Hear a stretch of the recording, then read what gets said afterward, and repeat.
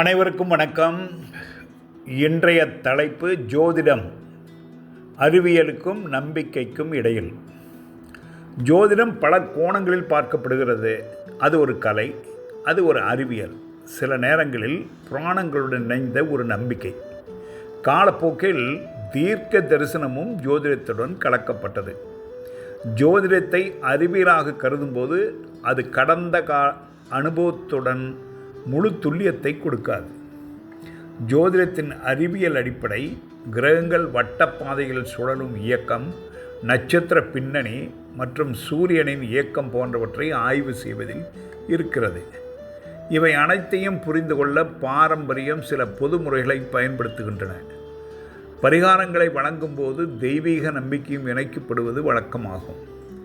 Krishnamurthy KP தன் துல்லியத்தால் தனித்துவம் பெறுகிறது. இது விரிவான கணக்கீடுகள், கோள்களின் கிரம இயக்கங்கள் உள்ள சிறு வேறுபாடுகளின் ஆராய்ச்சி மற்றும் விண்வெளி இயக்கத்தை மிக துல்லியமாக பிரதிபலிக்க வேண்டிய முயற்சி ஆகியவற்றின் அடிப்படையில் உள்ளது. இந்த கணித நுணுக்கம் கேபி முறையை பாரம்பரிய ஜோதிடத்திலிருந்து வேறுபடுத்துகிறது. பலர் வாழ்க்கை முன்கூட்டியே நிர்ணயிக்கப்பட்டது என்று நம்புகிறார்கள். அப்படியானால் பரிகாரங்கள் மூலம் நிகழ்வுகளை மாற்றுவது சந்தேகத்திற்குரியது.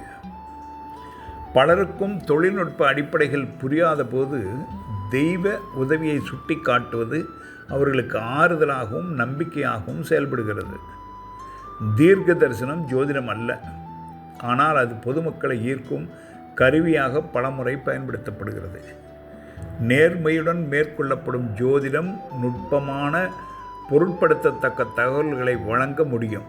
கேபி முறை அதன் உள்ளார்ந்த கணக்கீடுகள் மற்றும் அமைப்பான அணுகுமுறையின் மூலம் துல்லியத்தை அதிகரிக்கிறது.